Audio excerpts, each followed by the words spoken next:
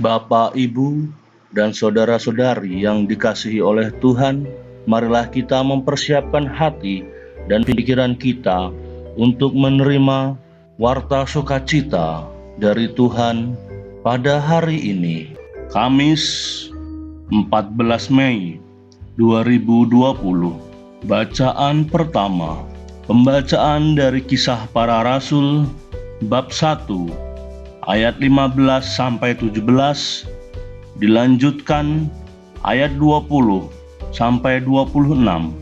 Pada hari-hari itu, berdirilah Petrus di tengah-tengah saudara-saudara yang sedang berkumpul itu, kira-kira 120 orang banyaknya, lalu berkata, "Hai saudara-saudara, haruslah genap nas kitab suci yang disampaikan Roh Kudus dengan perantaraan Daud tentang Yudas, pemimpin orang-orang yang menangkap Yesus itu.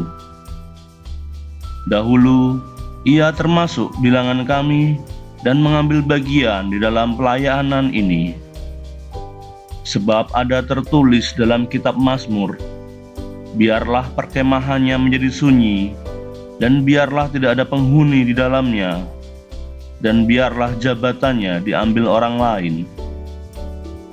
Jadi harus ditambahkan kepada kami seorang dari mereka yang senantiasa datang berkumpul dengan kami selama Tuhan Yesus bersama-sama dengan kami, yaitu mulai dari baptisan Yohanes sampai hari Yesus terangkat ke sorga, meninggalkan kami untuk menjadi saksi dengan kami tentang kebangkitannya." Lalu mereka mengusulkan 2 orang, Yusuf yang disebut Barsabas, dan yang juga bernama Yustus dan Matias. Mereka semua berdoa dan berkata, "Ya Tuhan, Engkaulah yang mengenal hati semua orang. Tunjukkanlah kiranya siapa yang Engkau pilih dari kedua orang ini untuk menerima jabatan pelayanan, yaitu kerasulan yang ditinggalkan Yudas yang telah jatuh ke tempat yang wajar baginya." Lalu mereka membuang undi bagi kedua orang itu, dan yang kena undi adalah Matias, dan dengan demikian ia ditambahkan kepada bilangan ke-11 rasul itu. Demikianlah sabda Tuhan. Syukur kepada Allah. Tuhan beserta kita sekarang dan selama-lamanya. Inilah Injil Yesus Kristus menurut Yohanes. Dimuliakanlah Tuhan. Injil Yohanes bab 15 ayat 9 sampai 17. Seperti Bapa telah mengasihi aku, demikianlah juga aku telah mengasihi kamu. Tinggallah di dalam kasihku itu. Jikalau kamu menuruti perintahku, kamu akan tinggal di dalam kasihku, seperti aku menuruti perintah Bapakku dan tinggal di dalam kasihnya. Semuanya itu kukatakan kepadamu, supaya sukacitaku ada di dalam kamu, dan sukacitamu menjadi penuh. Inilah perintahku, yaitu supaya kamu saling mengasihi, seperti aku telah mengasihi kamu. Tidak ada kasih yang lebih besar daripada kasih seorang yang memberikan nyawanya untuk sahabat-sahabatnya. Kamu adalah sahabatku, jikalau kamu berbuat apa yang kuperintahkan kepadamu. Aku tidak menyebut kamu lagi hamba, sebab hamba tidak tahu apa yang diperbuat oleh tuannya. Tetapi aku menyebut kamu sahabat, karena aku telah memberitahukan kepada kamu segala sesuatu yang telah kudengar dari Bapakku. Bukan kamu yang memilih aku, tetapi akulah yang memilih kamu. Dan aku telah menetapkan kamu supaya kamu pergi dan menghasilkan buah, dan buahmu itu tetap, supaya apa yang kamu minta kepada Bapa dalam namaku diberikannya kepadamu. Inilah perintahku kepadamu, kasihilah seorang akan yang lain. Demikianlah Injil Tuhan.